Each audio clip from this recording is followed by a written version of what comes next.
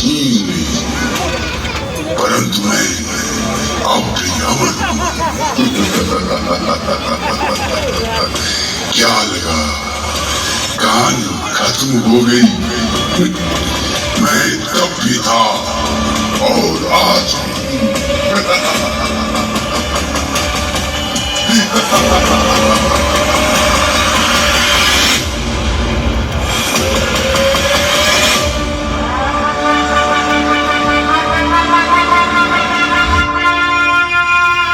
सूर्य अस्त होता है, किंतु इसका अर्थ ये नहीं कि सूर्य उदय नहीं होगा। हर दिन सूर्यास्त के बाद अगली सुबह सूर्य उदय के साथ नया सवेरा और नई उम्मीद लेकर आता है। और जिस पर स्वयं छठी मैया की कृपा होगा, उसकी उम्मीद का सूर्य कभी अस्त नहीं होता। और इसी नई उम्मीद के साथ एक बार फिर आया है निसार डीजे इफेक्ट।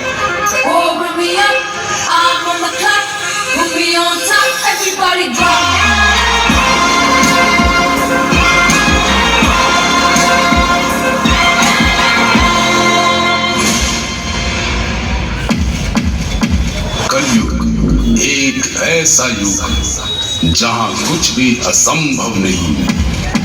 कलयुग में कौन सर्वशक्तिशाली और सर्वशक्तिमान है, इसकी कल्पना भी नहीं की जा सकती। चाहे वो देवी, देवता या दानव ही क्यों न हो। कलयुग के एक ऐसी ही काल्पनिक कथा लेकर आए हैं युवा क्लब गोइरबारी गया।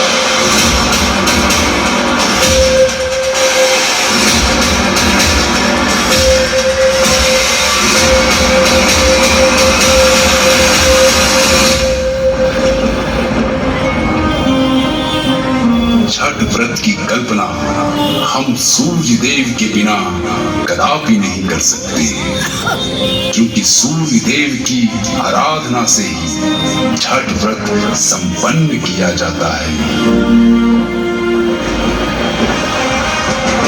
क्या होता अगर सूर्य देव का जन्म ही न होता?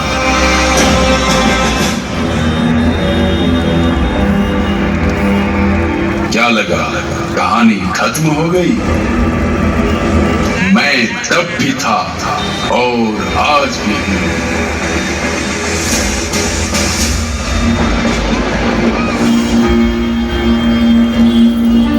श्री विष्णु पुराण के अनुसार श्री हरि की इच्छा से उनकी नाभि से अत्यंत मोहित एक कमल खिला था। इस मनमोहक कमल में पराग कणों के रूप में श्री ब्रह्मा अवतरित हुए। तत्पश्चात श्री ब्रह्मा के पुत्र मारीची हुए। मारीची से कश्यप ऋषि का जन्म हुआ और महर्षि कश्यप ऋषि का विवाह प्रजापति दक्ष की कन्या दिति और अदिति से हुआ। और देवी अदिति के गर्भ से एक अत्यंत तेजस्वी पुत्र का जन्म हुआ, जिन्हें आदित्य नाम दिया गया, जिन्हें हम सूर्य देव के रूप में पूजते हैं।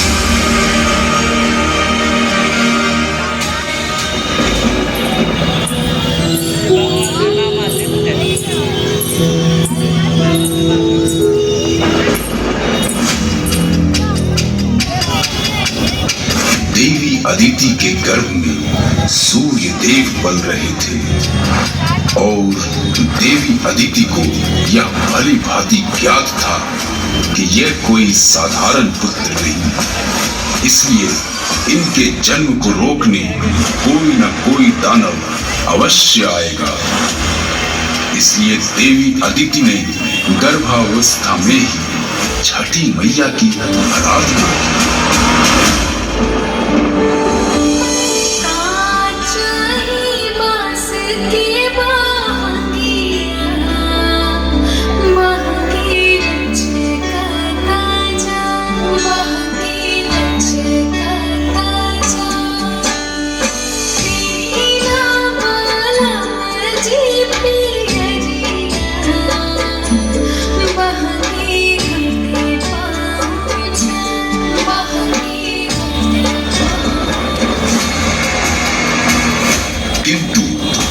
वही हुआ जिसका उन्हें भय था।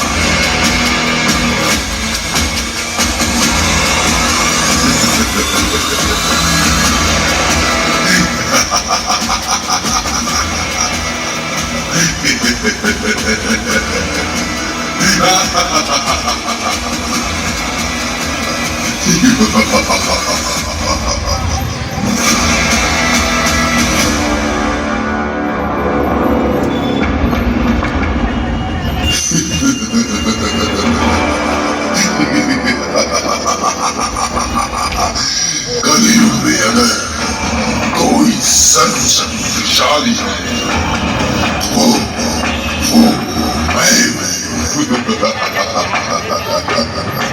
क्योंकि मेरे पास है, मेरे माथे पे लगा ये अद्भुत मणि और ये धनुष और स्वयं ब्रह्मा से मिला अमरता का वरदान।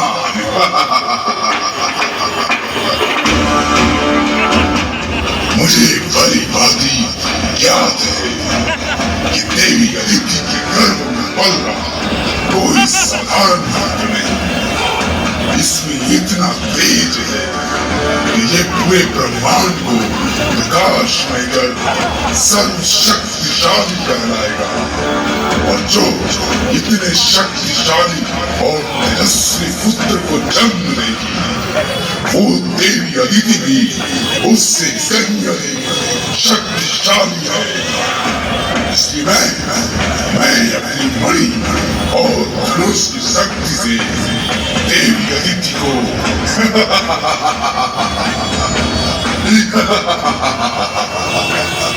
देवी अदिति को ही समाप्त कर दूंगा।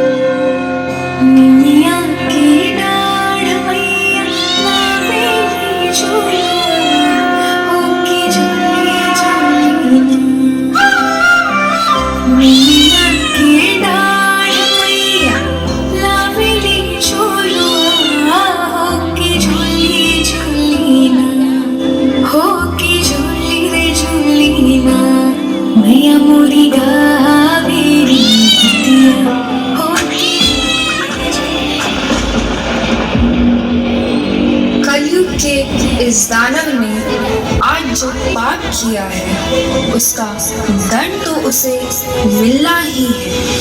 इसलिए मैं अपनी अपार शक्तियों का प्रयोग कर तुमसे तुम्हारी मणि और शक्ति दोनों छीन रही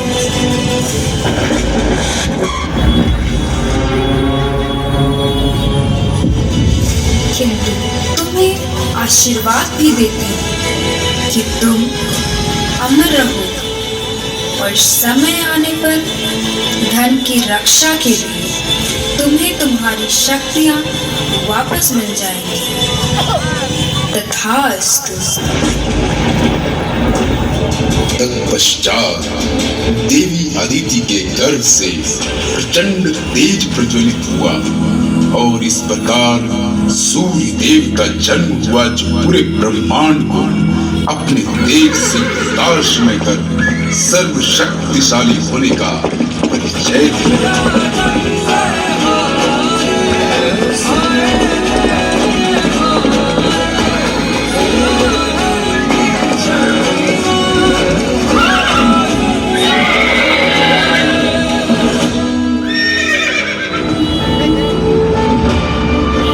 इस प्रकार देवी अदिति ने परवैतिन के रूप में छठी मैया के आशीर्वाद और सूर्य देव के प्रत्यक्ष रूप से दर्शन कर छठ व्रत को संपन्न किया।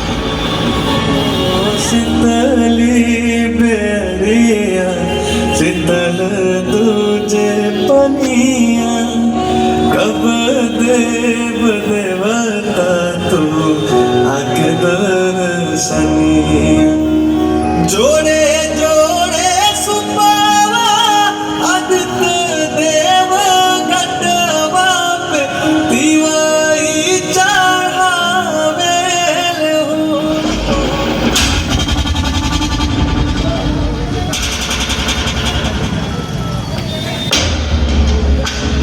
इस कथा से यह ज्ञात होता है कि सूर्यदेव जो अपने तेज, प्रकाश और अपनी शक्ति के कारण सर्वशक्तिशाली हैं, किंतु उनके जन्म में आई बाधा को छठी मैया ने स्वयं दूर किया, इसलिए वो सर्वशक्तिशाली हुई। ब्रह्मांड का सबसे शक्तिशाली योद्धा एक माँ होती है और देवी अदिति ने तो सूर्य के तेज को जन्म दिया है, तो सर्वशक्तिमान तो माँ हुई ना। देवी अदिति के पूर्वज तो स्वयं ब्रह्मांड के रचयिता श्री ब्रह्मा हैं, तो भला श्री ब्रह्मा से शक्तिशाली कौन हो सकता है। और हमें ज्ञात है कि श्री ब्रह्मा की उत्पत्ति श्री हरि के नाभि से उत्पन्न कर कमलों द्वारा हुई है, इसलिए सर्वोपरि, सर्वशक्तिमान, सर्वशक्तिशाली एकमात्र वही है श्री हरि, श्री नारायण, श्री विष्णु, जिनके पावन चरण इस गया धाम की धरती पर है। और हम सब गयावासी श्री विष्णु और गया धाम नगरी को सत सत नमन करते हैं।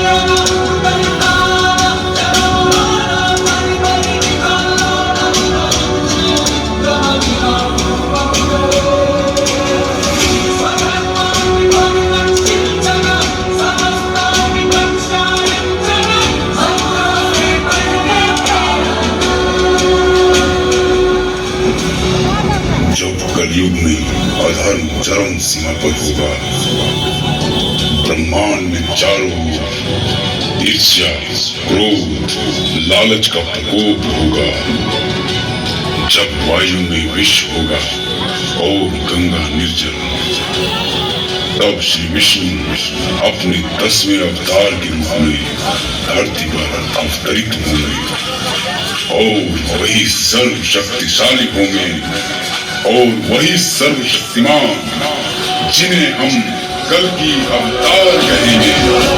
कल की अवतार।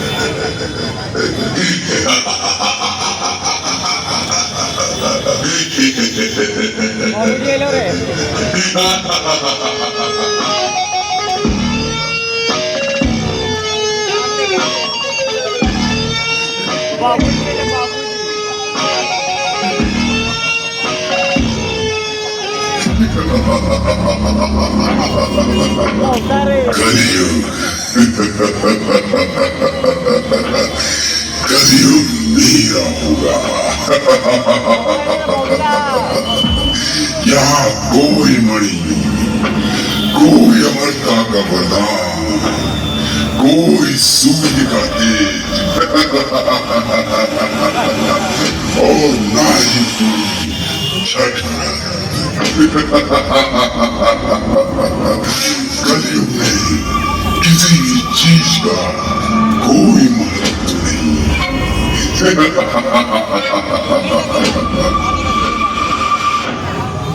कलयुग आ चुका है और कल भी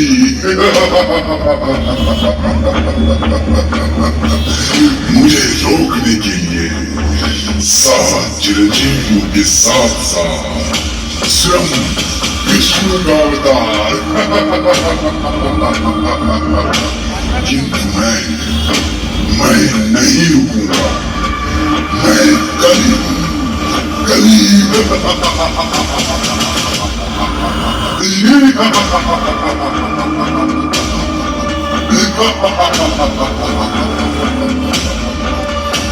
और मैं कलियों के सर्वशक्तिमान, सर्वशक्तिशाली।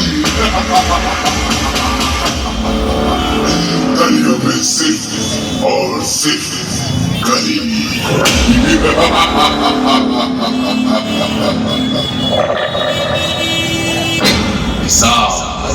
DJ effect.